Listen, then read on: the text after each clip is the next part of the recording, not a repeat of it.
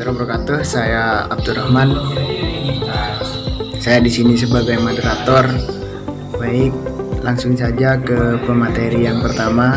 Bismillahirrahmanirrahim. Assalamualaikum warahmatullahi wabarakatuh.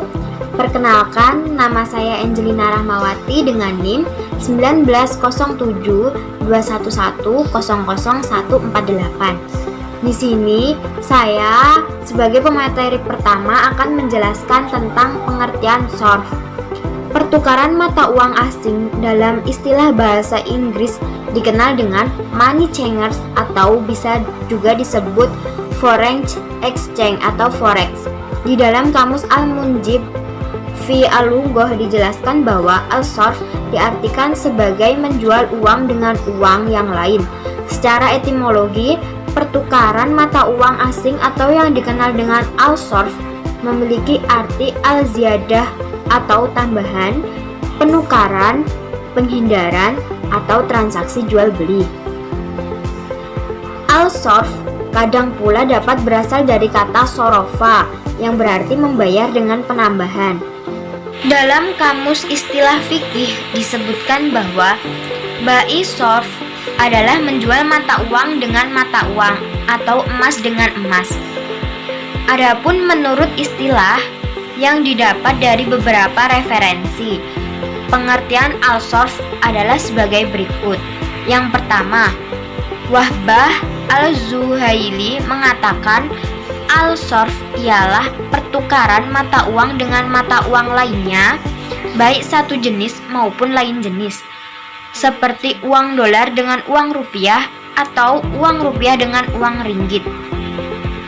Yang kedua, menurut istilah syara, al-sorf adalah jual beli satu mata uang dengan mata uang yang lain, baik mata uang tersebut satu jenis atau berlain jenis. Yang ketiga, al-sorf adalah jual beli antara barang sejenis atau antara barang tidak sejenis secara tunai, seperti memperjualbelikan emas dengan emas atau dengan perak, baik berupa perhiasan maupun mata uang. Praktek jual beli antara valuta asing atau falas atau penukaran antara mata uang sejenis. 4. Menurut Heri Sudarsono, al-sorf adalah perjanjian jual beli suatu valuta dengan valuta lainnya. Transaksi jual beli mata uang asing atau valuta asing dapat dilakukan baik dengan sesama mata uang yang sejenis, misalnya rupiah dengan rupiah, maupun yang tidak sejenis, misalnya rupiah dengan dolar atau sebaliknya. Yang kelima, tim pengembangan Institut Bankir Indonesia mengartikan al-sorf sebagai jasa yang diberikan oleh bank kepada nasabahnya untuk melakukan transaksi valuta asing menurut prinsip-prinsip al-sorf yang dibenarkan secara syariah. Dalam ensiklopedia fikih Umar bin Khattab disebutkan bahwa sorf adalah memperjualbelikan uang dengan uang yang sejenis maupun yang tidak sejenis. Sedangkan ulama fikih mendefinisikan sorf dapat memperjualbelikan uang dengan uang yang sejenis maupun yang tidak sejenis.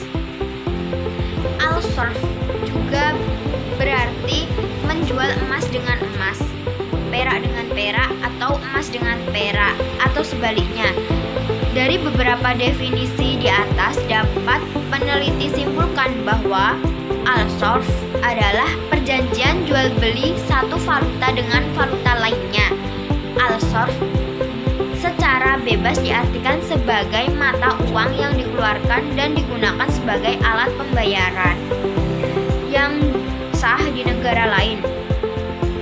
Jual beli mata uang merupakan transaksi jual beli dalam bentuk finansial yang mencakup beberapa hal sebagai berikut: pembeli mata uang, pertukaran mata uang, pembelian barang dengan uang tertentu.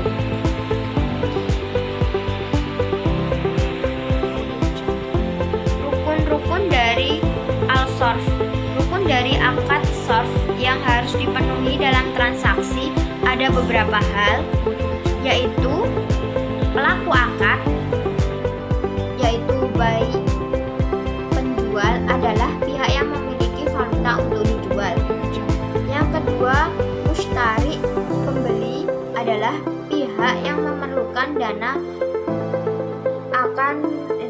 dan membeli valuta.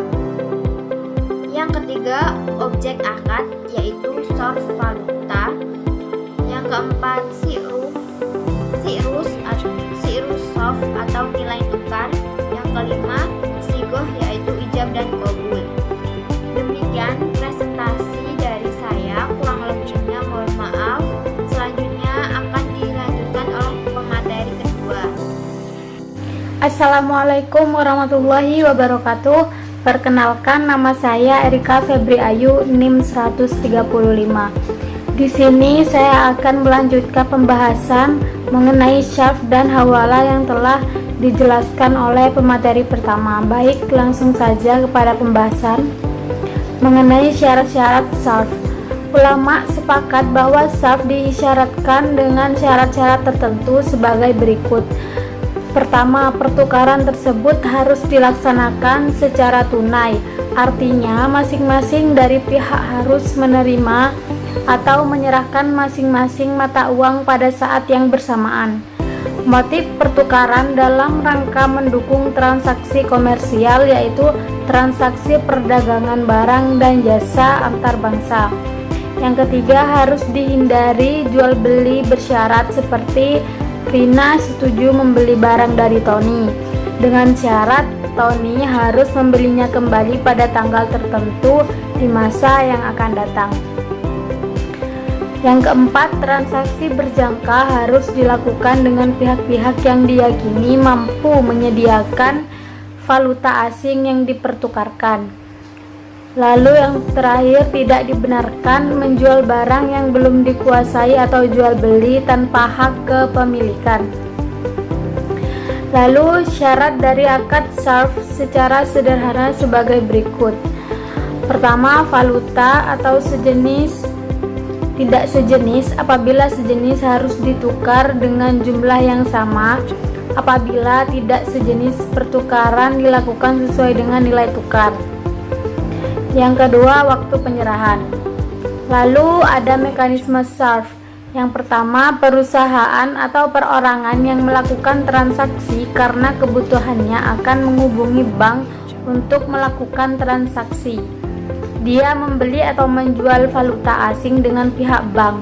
Yang kedua, pihak bank pada saat melakukan transaksi dengan nasabah biasanya langsung masuk ke pasar valuta asing antar bank untuk melakukan transaksi.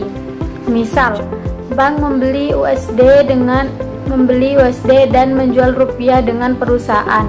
Pada saat yang bersamaan, bank melakukan transaksi menjual US dollar dan membeli dari pasar valuta asing antar bank. Ini dilakukan untuk mengurangi resiko yang dihadapi, terutama resiko pergerakan kurs. Yang ketiga, transaksi valuta asing bank ada dua cara. Yang pertama, bank mencari bank lain untuk membeli US dollar dan menjual rupiah, atau yang kedua, bank menarik broker untuk mencari bank lain yang mau membeli US dollar dan menjual rupiah. Yang keempat, bank sentral biasanya melakukan transaksi valuta asing untuk menstabilkan nilai tukar valuta. Yang terakhir yaitu pengertian hawalah. Hawalah secara etimologi bermakna berpindah dari suatu tempat ke tempat yang lain. Adapun pengertian secara bahasa yaitu memindahkan barang seperti memindahkan botol dari satu tempat ke tempat yang lain, atau memindahkan hutang dari suatu perjanjian hutang kepada perjanjian hutang yang lainnya. Sedangkan pengertian secara normatif adalah memindahkan hutang dari perjanjian hutang yang satu dengan perjanjian hutang yang lain dengan jumlah hutang yang sama besar. Berdasarkan pendapat Mazhab Syafi'i, hawalah berhubungan dalam menyelesaikan hutang yang dilakukan dalam bentuk dan jumlah serta ukuran yang sama. Sedangkan penyelesaian utang yang dilakukan bukan atas dasar pertolongan termasuk dalam kategori riba. Baik, begitu saja yang dapat saya sampaikan. Kurang lebihnya mohon maaf. Wassalamualaikum warahmatullahi wabarakatuh. Assalamualaikum warahmatullahi wabarakatuh. Saya Abdurrahman, NIM 190-721-100-144. Saya akan menjelaskan tentang rukun halawah. Ulama Hanafiyah berpendapat bahwasannya rukun-rukun halawah yaitu ada 3. Yang pertama yaitu orang yang berhutang, yang disebut muhil. Orang yang meminjamkan hutang disebut muhal. Ijab qabul syughar.